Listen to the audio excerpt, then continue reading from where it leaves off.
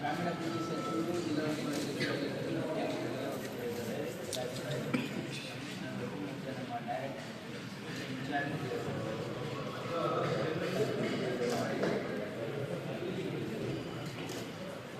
ಇವತ್ತು ನಮ್ಮೆಲ್ಲರಿಗೂ ಬಹಳ ದಿವಸಗಳಿಂದ ಒಂದು ನಿರೀಕ್ಷೆ ಇತ್ತು. ಏನಂದರೆ ನಮ್ಮ 375 ಹಾಸಿಗೆಯ ಜಯದೇವ ಆಸ್ಪತ್ರೆ ಉದ್ಘಾಟನೆ ಆಗಬೇಕು ಅಂತ ಹೇಳಿ ತಮ್ಮೆಲ್ಲ ಅಧ್ಯಕ್ಷರಿದ್ದು ಇಡೀ ಕಲಬುರಗಿ ಮತ್ತು ಈ ಒಂದು ಜಿಲ್ಲೆಯ ಜನರು ಕೂಡ ಇದಕ್ಕೆ ಕಾತುರದಿಂದ ಕಾಯ್ತಾ ಇದ್ದಾರೆ. ಆ ಗಳಿಗೆ ಬಂದಿದೆ. 22ನೇ ತಾರೀಕು ಅಂದರೆ 5 ವಾರ ಬರ್ತಕ್ಕಂಥ ನಾಳೆ ಬಿಟ್ಟು ನಾಡಿದ್ದು ಲೋಕಾರ್ಪಣೆಯನ್ನು ಮಾಡ್ತಾ ಇದ್ದೀವಿ. ಇದಕ್ಕೆ ಮಾನ್ಯ ಮುಖ್ಯಮಂತ್ರಿಗಳಾಗಿರ್ತಕ್ಕಂಥ ಸಿದ್ದರಾಮಯ್ಯನವರು ಮತ್ತು ನಮ್ಮ AICC ಅಧ್ಯಕ್ಷರು ಮತ್ತು ರಾಜ್ಯಸಭೆಯಲ್ಲಿ ವಿರೋಧ ಪಕ್ಷದ ನಾಯಕರಾಗಿರ್ತಕ್ಕಂಥ ಮಲ್ಲಿಕಾರ್ಜುನ ಖರ್ಗೆ ಸಾಹೇಬರು ಮತ್ತು ಉಪಮುಖ್ಯಮಂತ್ರಿಗಳಾಗಿರ್ತಕ್ಕಂಥ DK ಶಿವಕುಮಾರ್ ಅವರು ಮತ್ತು ಕಲ್ಯಾಣ ಕರ್ನಾಟಕದ ಎಲ್ಲ ಸಚಿವರು ಮತ್ತು ಕಲಬುರಗಿ ಜಿಲ್ಲೆಯ ಎಲ್ಲ ಶಾಸಕರು ಮತ್ತು KKRDB ಅಧ್ಯಕ್ಷರಾಗಿರ್ತಕ್ಕಂಥ ಅಜಯ್ ಸಿಂಗ್ ಅವರು ಎಲ್ಲರೂ ಈ ಒಂದು ಕಾರ್ಯಕ್ರಮದಲ್ಲಿ ಭಾಗವಹಿಸ್ತಾ ಇದ್ದಾರೆ. ಈ ಒಂದು ನಮಗೆಲ್ಲ ಗೊತ್ತಿರೋ ಹಾಗೆ 2016ರಲ್ಲಿ ನಾವು ಜಯದೇವ ಆಸ್ಪತ್ರೆಯನ್ನು ನಮ್ಮ ಗೌರ್ಮೆಂಟ್ ಹಾಸ್ಪಿಟಲಲ್ಲಿ ಪ್ರಾರಂಭ ಮಾಡಿದ್ವಿ. 130 ಬೆಡ್ಡಿನ ಆಸ್ಪತ್ರೆ. ಸುಮಾರು ಈಗ 2016ರಿಂದ ಈಗ ಸುಮಾರು 8 ವರ್ಷ ಈ ಆಸ್ಪತ್ರೆ ಭಾಳ ಸುಸಜ್ಜಿತವಾಗಿ ನಡೆದು ಈ ಜಿಲ್ಲೆ ಅಷ್ಟೇ ಅಲ್ಲ, ಇಡೀ ವಿಭಾಗಕ್ಕೆ ಒಂದು ಭಾಳ ದೊಡ್ಡ ಒಂದು ಸಹಾಯ ನಮ್ಮ ಜನರಿಗೆ ಆಗಿದೆ. ಅದರ ಒಂದು ಕೆಲವೊಂದು ಅಂಕಿಅಂಶಗಳು ಹೇಳ್ತೀನಿ ನಾನು. ಏನಂದರೆ ಕಲಬುರಗಿಯ ಜಯದೇವ ಆಸ್ಪತ್ರೆಯಲ್ಲಿ ಏನೇನು ಅಂಕಿಅಂಶಗಳು ಇಲ್ಲಿ ಟ್ರೀಟ್ಮೆಂಟ್ ಜನ ತಗೊಂಡಿದ್ದಾರೆ ಅಂತ ಹೇಳಿ 5,75,000 ಜನರು ಇಲ್ಲಿ OPD ಎಲ್ಲ ವಿಸಿಟ್ ಮಾಡಿದ್ದಾರೆ. ಅದರ OPDಯಲ್ಲಿ ಅವರು ಆ ಸರ್ವಿಸನ್ನು ಯೂಸ್ ಮಾಡಿದ್ದಾರೆ. ಸುಮಾರು 47,500 ಇನ್ಪೇಷಂಟ್ಸ್ ಅಂದರೆ ಅಡ್ಮಿಟ್ ಆಗಿದ್ದಾರೆ ಇಲ್ಲಿವರೆಗೆ. ಆಮೇಲೆ 25,000 ಎಂಜಿಯೋಗ್ರಾಮ್ಸ್. ಯಾವ ಆಸ್ಪತ್ರೆಯಲ್ಲೂ ಕೂಡ ಇಷ್ಟೊಂದು ದೊಡ್ಡ ಪ್ರಮಾಣದಲ್ಲಿ ಆಗಲಿಕ್ಕೆ ಸಾಧ್ಯ ಇಲ್ಲ. 8 ವರ್ಷದಲ್ಲಿ 25,000 ಎಂಜಿಯೋಗ್ರಾಮ್ಸ್ ಆಗಿದೆ. ಅದರಲ್ಲಿ 13,000 ಆಂಜಿಯೋಪ್ಲಾಸ್ಟೀಸ್ ಆಗಿದೆ. 13,000 ಆಂಜಿಯೋಪ್ಲಾಸ್ಟೀಸ್. ಆಮೇಲೆ 300 ಪೇಸ್ ಮೇಕರ್ಸ್. ಆಮೇಲೆ 1,300 bypass surgeries, open heart surgeries ಆಗಿದೆ. 1,300.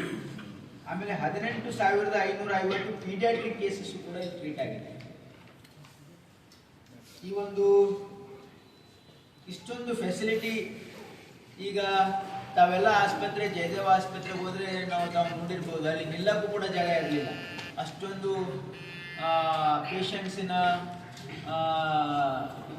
ಇನ್ಫ್ಲೋ ಜಾಸ್ತಿ ಆಗಿರೋದ್ರಿಂದ ನಾವೊಂದು ಇಲ್ಲಿ ಹೊಸ ಆಸ್ಪತ್ರೆಯನ್ನು ಪ್ರಾರಂಭ ಮಾಡಬೇಕು ಅನ್ನೋ ಉದ್ದೇಶದಿಂದ ಈಗ ನಾವು 371, ನಾವು ಯಾಕೆ ಇದಕ್ಕೆ 371 ಬೆಡ್ ಅಂತ ಇಟ್ಟಿದ್ದೀವಿ ಅಂದರೆ, ಈ ಆಸ್ಪತ್ರೆ ನಮ್ಮ ಆರ್ಟಿಕಲ್ 371J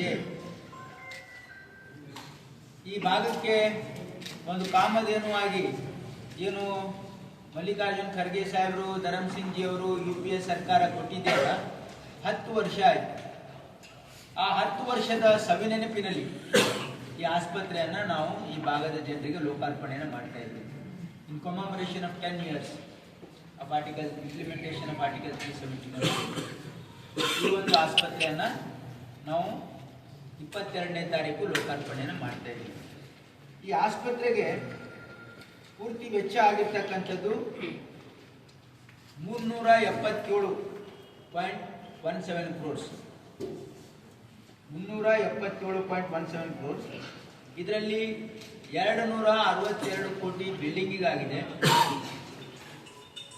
56.77 ಇಕ್ವಿಪ್ಮೆಂಟ್ಸಿಗಾಗಿದೆ ಮತ್ತು 9 ಕೋಟಿ ಫರ್ನಿಚರ್ಗಾಗಿದೆ. ಈ 262 ಕೋಟಿ KKRDB ಇಂದ ಹಣ ಕೊಡಲಾಗಿದೆ. 56.77 ಕೋಟಿ ಇನ್ವೆಸ್ಟ್ಮೆಂಟ್ಸ್ ಇದೆ. ಅದರಲ್ಲಿ 40 ಕೋಟಿ KKRDB ಕೊಟ್ಟಿದ್ದಾರೆ. 16 ಕೋಟಿ 16.7 ಕ್ರೋರ್ಸ್ ಇನ್ಸ್ಟಿಟ್ಯೂಟ್ ಇಂದ ನಾವು ಕೊಟ್ಟಿದ್ದೀವಿ. ಅದಲ್ಲದೆ 9 ಕೋಟಿ ಏನು ಫರ್ನಿಚರ್ಗೆ ಅದನ್ನು ಕೂಡ ನಾವು ಇನ್ಸ್ಟಿಟ್ಯೂಟ್ ಇಂದ ಕೊಟ್ಟಿದ್ದೀವಿ. KKRDB 302 ಕೋಟಿ ಅಂತ ಹೇಳ್ತಾರೆ ಅವರು.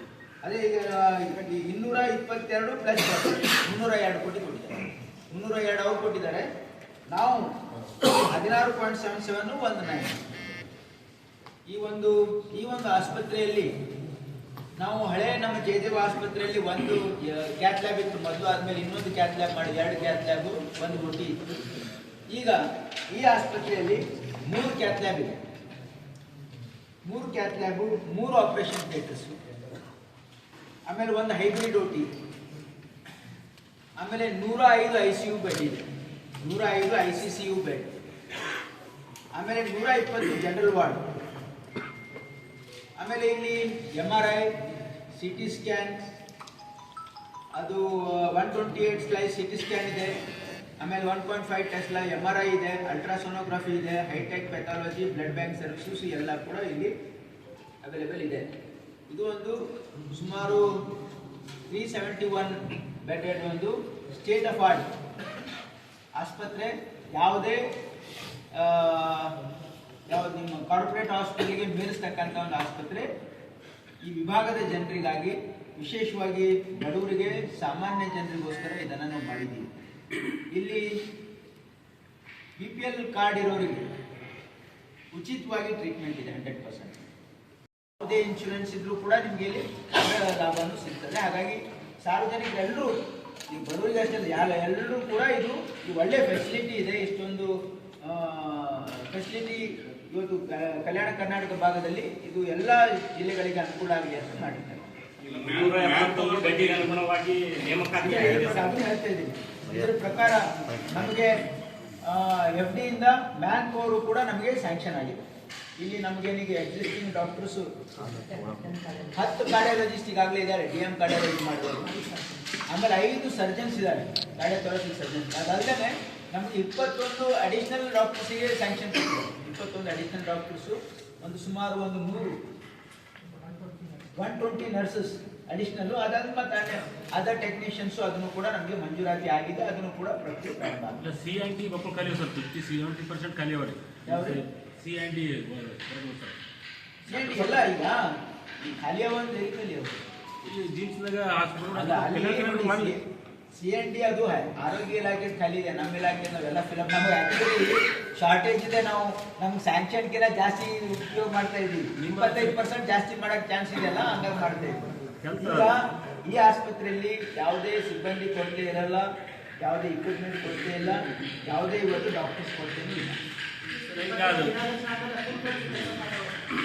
ಇದು ನಮ್ಮ ಪ್ಲಾನ್ ಏನಿದೆ ಅಂದ್ರೆ, ನಾವು ಇದನ್ನ 22ನೇ ತಾರೀಕು ಇನಾಗ್ರೇಷನ್ ಆದ್ಮೇಲೆ ಜನವರಿ 1ನೇ ತಾರೀಕು ನಾವು ಇದನ್ನ ಶಿಫ್ಟ್ ಮಾಡಬೇಕು ಅಂತ ಒಂದು ಟಾರ್ಗೆಟ್ ಇಟ್ಕೊಂಡಿದ್ದೀವಿ.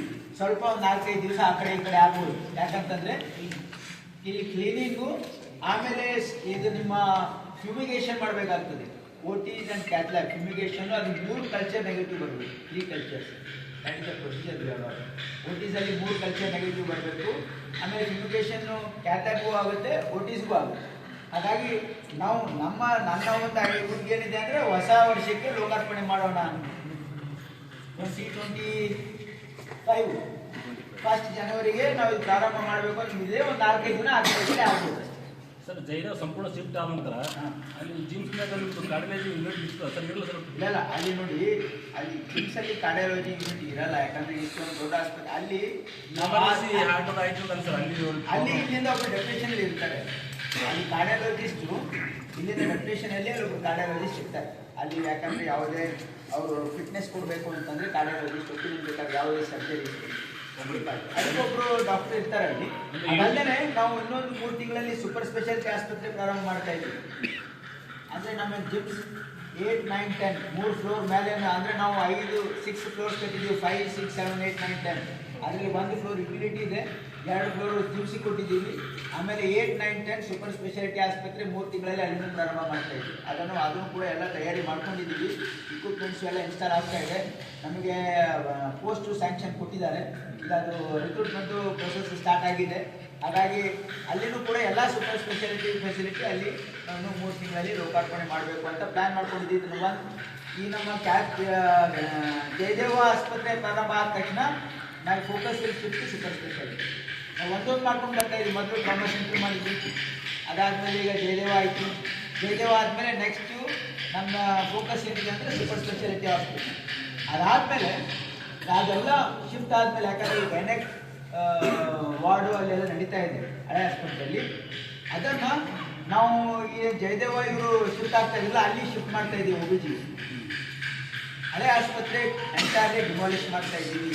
ಹಳೆ ಆಸ್ಪತ್ರೆ ಪೂರ್ತಿ ಡಿಮಾಲಿಷ್ ಮಾಡಿ ಅಲ್ಲಿ ಮದರ್ ಆ್ಯಂಡ್ ಚೈಲ್ಡ್ ಆಸ್ಪತ್ರೆ 50 ಬೆಡ್ಡೆಡ್ ಕ್ರಿಟಿಕಲ್ ಕೇರ್ ಯೂನಿಟ್ಟು, ಆಮೇಲೆ ಹಿಂದ್ಗಡೆ ನಮ್ಮ ಕ್ಯಾನ್ಸರ್ ಆಸ್ಪತ್ರೆ ಪಕ್ಕದಲ್ಲಿ 1.5 ಎಕರೆ ಅವರಿಗೆ ಕ್ಯಾನ್ಸರ್ ಆಸ್ಪತ್ರೆ ಕೊಟ್ಟು 150 ಬೆಡ್ಡಿನ ಕ್ಯಾನ್ಸರ್ ಆಸ್ಪತ್ರೆ ಅದು ಪ್ರಾರಂಭ ಆಗ್ತದೆ.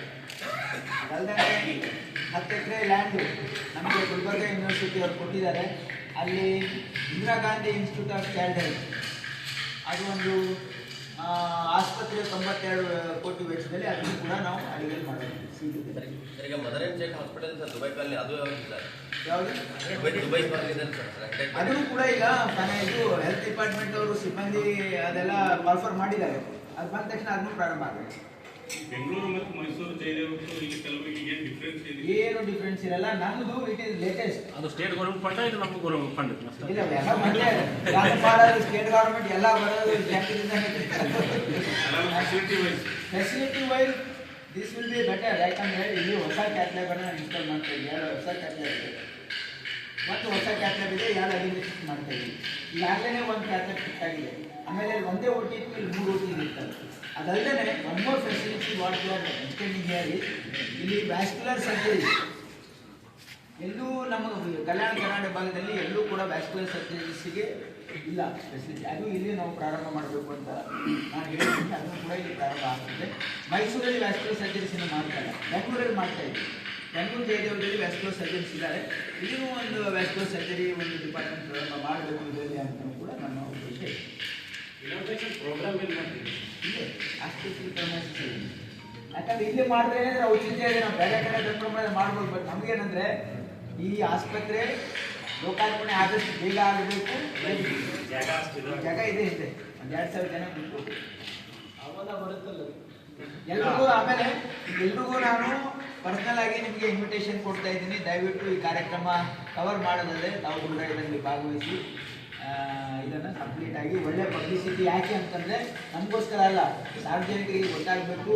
ಯಾರೂ ಪ್ರೈವೇಟ್ ಆಸ್ಪತ್ರೆಗೆ ಹೋಗ್ಬಾರ್ದು. ನಮ್ಮ ಉದ್ದೇಶ ಏನಂದರೆ ಯಾರೂ ಪ್ರೈವೇಟ್ ಆಸ್ಪತ್ರೆಗೆ ಹೋಗುವ ಅವಶ್ಯಕತೆ ಇಲ್ಲ. ಫ್ರೀ ಆಫ್ ಕಾಸ್ಟ್ ಟ್ರೀಟ್ಮೆಂಟ್ ಆಗ್ತಾ ಇದೆ, ಲಾಭ ತೆಗೆದುಕೊಳ್ಳಬೇಕು. ಆ ಜಯದೇವದಲ್ಲಿ ಸ್ವಲ್ಪ ಪದೇ ನೀರಿನ ಸಮಸ್ಯೆ ಆಗ್ತಾ ಇತ್ತು. ಇದು ಮಾತ್ರ ಮೊದಲೇ ಪ್ಲಾನ್ ಮಾಡಿದ್ದೀವಿ. ಇಲ್ಲಿ ಸಾಕಷ್ಟು ಕೆಪಾಸಿಟಿ ನೀರನ್ನು ನಾವಿಲ್ಲಿ ಈಗಾಗಲೇ ಸುಮಾರು 7 ಲಕ್ಷ ಲೀಟರ್ ಅಂದರೆ 3 ದಿವಸಗಾಗಷ್ಟು ಸ್ಟೋರೇಜ್ ಕೆಪಾಸಿಟಿನೂ ಇಲ್ಲಿ ಮಾಡಿದ್ದಾರೆ. ಆಮೇಲೆ ನಾವು ಈಗಾಗಲೇ ಅದು ನಾನೇ ಪರ್ಸನಲಿ ಮಾನಿಟರ್ ಮಾಡಿ ಈಗ ಕಾರ್ಪೊರೇಷನಿಂದನೂ ಲೈನ್ ಕೊಡಿಸಿದ್ದೀವಿ. ಅಲ್ಲದೆ 2 ಬೋರ್ವೆಲ್ಲು ಸಪ್ರೇಟ್ ಹಾಕ್ಸಿದ್ದೀವಿ. ಇಲ್ಲಿ ಎಲೆಕ್ಟ್ರಿಸಿಟಿ 11 kV ಸಬ್ಸ್ಟೇಷನ್ನು ಈಗಾಗಲೇ ಆಗಿದೆ. 33 kV ಸಬ್ಸ್ಟೇಷನ್ನು ಅಪ್ಗ್ರೇಡ್ ಮಾಡ್ತಾ ಇದ್ದೀವಿ. ಹಾಗಾಗಿ ಯಾವುದೂ ತೊಂದರೆ ಆಗಲ್ಲ. ಒಂದು ಜನರ ಉಪಯೋಗ ಮಾಡ್ತಾ ಇರ್ತಕ್ಕಂಥ ಆಸ್ಪತ್ರೆ. ಅದು ಎಷ್ಟು ಪೇಷಂಟ್ ಇದೆ ಅಂದರೆ ಅಲ್ಲಿ ಜಾತ್ರೆಗೆ ಹೋದಂಗಾಗಲ್ಲ. ನಾನು ಹೋಗಿದ್ದು ಸಾಕಷ್ಟು ಸರಿ. OPD ಟೈಮಲ್ಲಿ ಹೋದ್ರೆ ಒಂದು ಜಾತ್ರೆ ನಡೀತಾ ಇದೆಯಲ್ಲ, ನಮ್ಗೆ ಅಷ್ಟು ಜನ ಬರ್ತಾ ಇದ್ದಾರೆ. ಆಸ್ಪತ್ರೆ ನಮ್ಮ ಕೆಪಾಸಿಟಿ 800 ಇದೆ, ಅಲ್ಲಿ 1500 ಕೆಪಾಸಿಟಿ ಜನ ಬರ್ತಾ ಇದ್ದಾರೆ. ಆದರೂ ಕೂಡ ನಮ್ಗೆ ಒಂದೇನು ಇಲ್ಲಿ ಸ್ವಲ್ಪ ಟ್ರಾಮಾ ಸೆಂಟರ್ ಮಾಡಿದ ಮೇಲೆ ಎಮರ್ಜೆನ್ಸಿ ಶಿಫ್ಟ್ ಆಗಿದೆ. ಈಗ ಜಯದೇವ ಇಲ್ಲಿ ಶಿಫ್ಟ್ ಆದಮೇಲೆ 1 ಎಂಟೈರ್ ಫ್ಲೋರ್ ನಾವು ಕನೆಕ್ಟ್ ಯೂಸ್ ಮಾಡ್ತೀವಿ. ಅದು ನಮ್ಗೆ ಹೆಲ್ಪ್ ಆಗ್ತದೆ. ಅದಲ್ಲದೆ ಹೊಸ ಆಸ್ಪತ್ರೆ ಕೆಲವೇ ದಿನಗಳ ಹಿಂದೆ ನಾವು 2 ಫ್ಲೋರನ್ನು ಆಕ್ಯುಪೈ ಮಾಡಿದ್ದೀವಿ. ಯಾಕಂದರೆ ನಾವು 6 ಫ್ಲೋರ್ಸ್ ಮಾಡಿದ್ವಿ ಸೂಪರ್ ಸ್ಪೆಷಾಲಿಟಿ ಅಂತ. ಅದರಲ್ಲಿ 2 ಫ್ಲೋರ್ ಜಿಮ್ಸಿ ಕೊಟ್ಟಿದ್ದೀವಿ. ಯಾಕಂದರೆ ಅವ್ರ ಹತ್ರ ಭಾಳ ಇದೆ ಅಂತ ಮೆಡಿಸಿನ್ ಸರ್ಜರಿ ಡಿಪಾರ್ಟ್ಮೆಂಟ್ ಶಿಫ್ಟ್ ಮಾಡಿದ್ದಾರೆ. ಇನ್ನೂ 3 ಮೇಲೆ ಸೂಪರ್ ಸ್ಪೆಷಾಲಿಟಿ ಆದಮೇಲೆ ಅಲ್ಲಿ ಸ್ವಲ್ಪ ನಮಗೆ ಸ್ಪೇಸ್ ಒಳ್ಳೆಯದಾಗಿ ಸಿಗ್ತದೆ. ಆಮೇಲೆ ಮುಂದೆ ಇದಕ್ಕೆ ಪರ್ಮನೆಂಟ್ ಆಗಿ ನಮಗೆ ಇದರ ಜನದಟ್ಟಣೆ ಕಮ್ಮಿ ಆಗಬೇಕು ಅಂದರೆ ನಮ್ಮ ಮದರ್ ಆ್ಯಂಡ್ ಚೈಲ್ಡ್ ಹಾಸ್ಪಿಟಲ್ ಏನು ನಾವು ಒಂದು 200 ಬೆಡ್ಡಿಂದ ಮಾಡ್ತಾ ಇದ್ದೀವಲ್ಲ, ಆಮೇಲೆ ಒಂದು ಪೀಡಿಯಾಟ್ರಿಕ್ನು ಇರ್ತದೆ. ಹಾಗಾಗಿ ಅವಾಗ ನಮ್ಗೆ ಸಂಪೂರ್ಣ ಆಗ್ತದೆ. ಆದರೆ ಈಗ ಇಂಪ್ರೂವ್ಮೆಂಟ್ ಆಗಿದೆ, ಅಲ್ಲಿ ಜನರ ಜಾಸ್ತಿ ಬರ್ತಾ ಇರೋದ್ರಿಂದ ಸ್ವಲ್ಪ ಅದನ್ನು ಕೂಡ ನಾನೆಲ್ಲ ಡೀಟೇಲ್ ಆಗಿ ಕೇಳಿದೆ. ಅದೇನಾಗಿದೆ, ಅಫ್ಜಲ್ಪುರಲ್ಲಿ ಅದು ಡೆಲಿವರಿ ಆಗಿದೆ. ಅಫ್ಜಲ್ಪುರ ಡೆಲಿವರಿ ಆಗಿ ಅದು ಎಕ್ಸೆಸಿವ್ ಬ್ಲೀಡಿಂಗಿಂದ ಇಲ್ಲಿ ಬಂದಮೇಲೆ ಅವ್ರು ಪ್ರಯತ್ನ ಮಾಡಿದ್ದಾರೆ ಪಾಪ, ಬಟ್ ಅದು ಫಲ ಆಗಿಲ್ಲ. ತಾಯಿ ತಿಳ್ಕೊಂಡಿದ್ರು, ಮಗು ಚೆನ್ನಾಗಿದೆ. ಮಗು ICU ಏನು ಶಿಫ್ಟ್ ಮಾಡಿಲ್ಲ ಅಂತ ಹೇಳಿದ್ರು. ಅವರು ಮನೆಯವ್ರು, ನಾನು ಕೂಡ ಎನ್ಕ್ವೈರಿ ಮಾಡಿದ್ವಿ, ಏನಂದರೆ ಮನೆಯವರು ಬೇಗ ಕೂಡ ಕಡಿಯಿರಲಿಲ್ಲ. ಹಾಗಾಗಿ ಆಮೇಲೆ ಅವ್ರಿಗೆಲ್ಲ ಕನ್ವಿನ್ಸ್ ಮಾಡಿ ICU ಮಾಡಿ ಮಗು ಸ್ಟೇಬಲ್ ಇದೆ. ಹಾಗಾಗಿ ಅಲ್ಲಿ ಏನಾಗಿದೆ, ನಮ್ಮ ಕೆಪಾಸಿಟಿಗೆ ಡಬಲ್ ಜನ ಬರ್ತಾ ಇದ್ದಾರೆ. ಯಾಕೆ ಬರ್ತಾ ಇದ್ದಾರೆ ಸ್ವಲ್ಪ ಆಲೋಚನೆ ಮನವಿ ಇದೆ. ದಯವಿಟ್ಟು ಎಲ್ಲ ಪತ್ರಕರ್ತರ ಮಿತ್ರರು ಸಹಕಾರ ಕೊಡ್ಬೇಕು. ಯಾಕಂದರೆ ಗೌರ್ಮೆಂಟ್ ಹಾಸ್ಪಿಟ್ಲಲ್ಲಿ ನೀವು ನೆಗೆಟಿವ್ ಏನಾದರೂ ಇದ್ರೆ ನಮಗೆ ತಿಳಿಸಿ. ನೆಗೆಟಿವ್ ಏನಾದರೂ ಇದ್ರೆ ನನಗೆ ಪರ್ಸ್ನಲಿ ಹೇಳಿ, ಪಾಸಿಟಿವ್ ಜನರಿಗೆ ಹೇಳಿ. ಯಾಕಂದರೆ ಈ ಸಾರ್ವಜನಿಕ ಆಸ್ಪತ್ರೆ ಮೇಲೆ ಜನರ ವಿಶ್ವಾಸ ಹೋದರೆ ಪಾಪ ಬಡವರು ಪ್ರೈವೇಟ್ ಹಾಸ್ಪಿಟ್ಲ್ಗೆ ಹೋಗಿ ಸ್ಟಾರ್ಟ್ ಮಾಡ್ತಾರೆ. ದಯವಿಟ್ಟು ಅದಾಗಬಾರ್ದು. ಯಾಕಂದರೆ ಇದೇನಾಗಿದೆ, ಸರ್ಕಾರಿ ಆಸ್ಪತ್ರೆಯಲ್ಲಿ 2 ಅಡ್ವಾಂಟೇಜ್ ಇದೆ. ಒಂದು 100% ಫ್ರೀ ಆಫ್ ಕಾಸ್ಟ್. ಸೆಕೆಂಡ್, ಇಲ್ಲಿ ಅವಶ್ಯಕತೆ ಇದ್ರೆ ಮಾತ್ರ ಇವತ್ತು ಸರಿ ಟ್ರೀಟ್ಮೆಂಟ್ ಸಿಗುತ್ತೆ. ಇಲ್ಲಿ ಒಂದೇ ಏನು ಕೊಡ್ತೆ ಅಂದರೆ, ಡಾಕ್ಟರ್ಸ್ ಇಲ್ಲಿ ಪೇಷಂಟ್ಸ್ ಇಷ್ಟು ಜನ ನಿಂತಿರ್ತಾರೆ, ಅವರಿಗೆ ಜನರ ಏನು ಅಪೇಕ್ಷೆ ಇರುತ್ತೆ ಅವ್ರಿಗೆಲ್ಲ ಸರಿ ಮಾತಾಡಬೇಕು, ಜಾಸ್ತಿ ಟೈಮ್ ಕೊಡಬೇಕು, ಅದು ಕೊಡೋಕ್ಕಾಗದೇ ಇರ್ಬೋದು. ಆದರೆ ಟ್ರೀಟ್ಮೆಂಟ್ ಮಾತ್ರ 100% ಕರೆಕ್ಟ್ ಆಗಿರುತ್ತೆ ಅಂತ ನಾವು ಗ್ಯಾರಂಟಿ ಹೇಳ್ತೀವಿ. ಡಾಕ್ಟರ್ಸ್ಗಳೇ ಇರೋದಿಲ್ಲ, ಅಲ್ಲಿ ಬರೀ ನರ್ಸಸ್ಗಳು ಮಾಡ್ತಾರೆ. ಆಗಿಲ್ಲ. ಆಸ್ಪತ್ರೆಗಳಿಗೆ ನಾವು ಈಗಾಗಲೇ ಒಂದು ಬಹಳ ಸ್ಟ್ರಿಕ್ಟ್ ಆಗಿ ಒಂದು ಡೈರೆಕ್ಷನ್ ಅನ್ನು ಕೊಟ್ಟಿದ್ದೀವಿ. ಕಲಬುರಗಿ ಅಷ್ಟೇ ಇಡೀ ಸ್ಟೇಟ್ ರಾಜ್ಯದಲ್ಲಿ ಯಾವುದೇ ಡಾಕ್ಟರ್ಸ್ ಮೆಡಿಕಲ್ ಎಜುಕೇಶನ್ ಅಲ್ಲಿ ಕೆಲಸ ಮಾಡ್ತಕ್ಕಂಥವ್ರು 4:30 ಒಳಗೆ ಪ್ರಾಕ್ಟೀಸ್ ಮಾಡೋಂಗಿಲ್ಲ. ಅವ್ರಿಗೆ ಆಕ್ಚುಲಿ ಕಾನೂನಲ್ಲಿ ಅವಕಾಶ ಇದೆ ಪ್ರಾಕ್ಟೀಸ್ ಮಾಡೋದಕ್ಕೆ. ಆದರೆ ನಾವು ಒಂದು ಏನು ಮಾಡಿದ್ವಿ ಅಂದರೆ, ಈ ನಮ್ಮ OPD morning 9 to 1, 2 to 4 is our timing.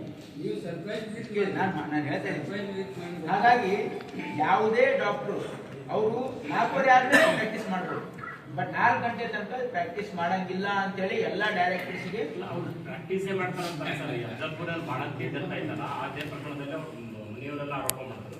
Afzalpur ಹಾಸ್ಪಿಟಲ್ನಲ್ಲಿ ಯಾರು ಡಾಕ್ಟರ್ಸ್ ಇರಲಿಲ್ಲ, ಬರೀ ನರ್ಸಸ್ಗಳ ಮೇಲೆ ಡೆಲಿವರಿ ಆಯಿತು. ಅದಾದ ನಂತರ ಎಲ್ಲಿಗೆ ತೊಗೊಂಡು ಕ್ರಿಟಿಕಲ್ ಇತ್ತು, ಡೆತ್ ಆಯಿತು ಅಂತ. ಅದ್ರ ಬಗ್ಗೆ ಏನಾದರೂ ಎನ್ಕ್ವೈರಿ ಮಾಡ್ತೀರಾ? ಡಾಕ್ಟರ್ಸ್ ಇದ್ರಾ ಇರಲಿಲ್ಲ? ಅಲ್ಲಿ ನಾನು ಇದ್ರ ಬಗ್ಗೆ ಮಾಹಿತಿ ತೆಗೆದುಕೊಳ್ತೀನಿ. ಯಾಕಂದರೆ ಆರೋಗ್ಯ ಇಲಾಖೆ ಹೇಳ್ತೀವಿ ನಾವು ಯಾವ ರೀತಿ ಡಾಕ್ಟರ್ಸ್ ಯಾಕಂದರೆ ತಾಲೂಕು ಹಾಸ್ಪಿಟಲ್ ಒಬ್ಬರಲ್ಲೊಬ್ಬರು ಇದ್ದೇ ಇರ್ತಾರೆ. ಅಲ್ಲ ಸರ್, ಇಲ್ಲೇ ಡಾಕ್ಟರ್ ಜಿಮ್ಸ್ ಡಾಕ್ಟರ್ ಮತ್ತೆ ಗೌರ್ಮೆಂಟ್ ಹಾಸ್ಪಿಟಲ್ ಒಬ್ಬರ ಮೇಲೆ ಒಬ್ಬರು ಆರೋಪ ಮಾಡ್ತಾರೆ. ಅಲ್ಲಿಂದ ಜನ ಸುಸ್ತಾಗಿದ್ದು 108 ಇಲ್ಲಿ ಕಳಿಸಿದ್ವಿ ಅಂತ ಹೇಳ್ತಾರೆ. ಇಲ್ಲಿ ಬಂದ್ಮೇಲೆ ಪಲ್ಸು BP ಅದೆಲ್ಲ ಇದೆ ಅಂತ ಅಂದ್ರೆ ಒಬ್ಬರ ಮೇಲೆ ಒಬ್ರು ಆರೋಪ ಮಾಡ್ತಾರೆ. ನಾವು ಯಾರು ಎಮರ್ಜೆನ್ಸಿ ಇದ್ದಾಗ ಮಾತ್ರ ಇಲ್ಲಿ ಡಿಸ್ಟಿಕ್ಕಿಗೆ ರೆಫರ್ ಮಾಡ್ತಾರೆ. ಎಮರ್ಜೆನ್ಸಿ ಇದ್ರೆ ಮಾತ್ರ ಅವರೇ ಹ್ಯಾಂಡಲ್ ಮಾಡ್ತಾರೆ. ಇಲ್ಲಿ ಬಂದ ಮೇಲೆ ಇವರು ಸ್ಟೆಬಿಲೈಸ್ ಮಾಡೋದಕ್ಕೆ, ಎಕ್ಸೆಸಿವ್ ಬ್ಲೀಡಿಂಗ್ ಆಗಿರೋದ್ರಿಂದ ಸ್ಟೆಬಿಲೈಸ್ ಮಾಡೋದಕ್ಕೆ ಎಲ್ಲ ಪ್ರಯತ್ನ ಮಾಡಿದ್ದಾರೆ. ಹಾಗಾಗಿ ಇಲ್ಲಿ ಸಿಚುವೇಶನ್ ಬ್ಯಾಡ್ ಅಂತೇಳಿ ಈ ರೀತಿ ಆಗಿದೆ. ಹಾಗಾಗಿ ನಾವು ಕೂಡ ಸರ್ಕಾರ ಏನು ಬಳ್ಳಾರಿ ಇನ್ಸಿಡೆಂಟ್ ಆದಮೇಲೆ ಯಾವುದೇ ತಾಯಿಯ ಡೆತ್ ಆಗದೇ ಇರೋರಿಗೆ ಹೆಚ್ಚಿನ ಒಂದು ಕಾಳಜಿ ವಹಿಸಬೇಕು ಅಂತಕ್ಕಂಥದ್ದು ಆರೋಗ್ಯ ಇಲಾಖೆ ಮತ್ತು ವೈದ್ಯಕೀಯ ಶಿಕ್ಷಣ ಇಲಾಖೆ. ನಾನೇ ಒಂದು ಪರ್ಸನಲ್ ಬೆಳಗಾವಿನಲ್ಲಿ 3 ದಿವಸದಿಂದ ಮೀಟಿಂಗ್ ಮಾಡಿದ್ದೀನಿ. I called all the directors of all the hospital. ನಮ್ಮ ಇಲಾಖೆಯಲ್ಲಿ 33 ಆಸ್ಪತ್ರೆ ಬರ್ತವೆ, ಮೆಡಿಕಲ್ ಕಾಲೇಜ್ ಎಲ್ಲ ಆಸ್ಪತ್ರೆ ಡೈರೆಕ್ಟರ್ಸು, ಮೆಡಿಕಲ್ ಸೂಪರಿಂಟೆಂಡೆಂಟ್ಸು, ಆಮೇಲೆ ಅಲ್ಲಿ ಇರ್ತಕ್ಕಂಥ CEO ಎಲ್ಲ ಪ್ರಮುಖವಾಗಿರ್ತಕ್ಕಂಥ ಡಾಕ್ಟರ್ಸಿಗೆ ಕರೆಸಿ ನಾವು ಒಂದು ಗೈಡ್ಲೈನ್ಸ್ ಅನ್ನು ಕೊಟ್ಟಿದ್ದೀವಿ. ಸರ್, ಯೂಶುವಲಿ ಸುರಕ್ಷಿತ ಹೆರಿಗೆ ಆಗ್ಬೇಕು ಅಂತಾನೆ ಗ್ರಾಮೀಣ ಭಾಗದಲ್ಲೆಲ್ಲ ಹೋಗ್ಬೇಡ್ರಿ, ಹಾಸ್ಪಿಟಲ್ ಬರ್ರಿ ಅಂತ ರೆಫರ್ ಮಾಡೋಂಥದ್ದು. ಇತ್ತೀಚೆಗೆ ಕಲಬುರಗಿ ಒಂದು ಕೇಸ್ ಆದ್ರೆ ಇಡೀ ರಾಜ್ಯದಾಗ ಹಾಸ್ಪಿಟಲ್ ನಲ್ಲೇ ಬಾಣಂತಿಯರ ಸಾವಿನ ಸಂಖ್ಯೆಗಳು ಜಾಸ್ತಿ ಆಗ್ತಾ ಇದೆ. ಏನ್ ರೀಸನ್? ಆ ರೀತಿ ಹಾಗೆ ಹೇಳಕ್ ಹೋಗ್ಬೇಡಿ ನೀವು, ಯಾಕಂದ್ರೆ ಜನರ ವಿಶ್ವಾಸ ಹೋಗುತ್ತೆ. ಯಾಕಂದ್ರೆ 100% ಇನ್ಸ್ಟಿಟ್ಯೂಷನ್ ಡೆಲಿವರಿ ಆಗಬೇಕು ಅಂತಕ್ಕಂಥದ್ದು ಬಹಳ ಮುಖ್ಯ. ಇನ್ಸ್ಟಿಟ್ಯೂಷನ್ ಡೆಲಿವರಿ ಅಷ್ಟೇ ಅಲ್ಲ, antenatal checkup is also quite important. ನೋಡಿ, ಯಾವುದೇ ಒಂದು ನಾವು ಈಗಾಗಲೇ ನಮ್ಮ ಆರೋಗ್ಯ ಇಲಾಖೆ ಇದನ್ನು ಪರ್ಸನಲಿ ಮಾನಿಟರ್ ಮಾಡ್ತೀವಿ. ಏನಂತಂದರೆ ನಮ್ಮ ಹಳ್ಳಿ ಮಟ್ಟದಲ್ಲಿ ಆಶಾ ವರ್ಕರ್ಸ್ ಇದ್ದಾರೆ ಮತ್ತು ಅಂಗನವಾಡಿ ಪ್ರತಿ ಒಂದು ಪ್ರೆಗ್ನೆನ್ಸಿ ಅವರು ಟ್ರ್ಯಾಕ್ ಮಾಡ್ತಾರೆ. ಆಮೇಲೆ ಅವರಿಗೆ ಇದ್ರೂ ಸಾವಿನ ಸಂಖ್ಯೆ ಹೇಳಿ, ಇದಕ್ಕೆ ನಮ್ಮ ಸಾವಿನ ಸಂಖ್ಯೆ ಇಡೀ ದೇಶಕ್ಕೆ ಹೋಲಿಸಿದ್ರೆ we are in better position, but southern ಸ್ಟೇಟಿಗೆ ಹೋಲಿಸಿದ್ರೆ we are not so good.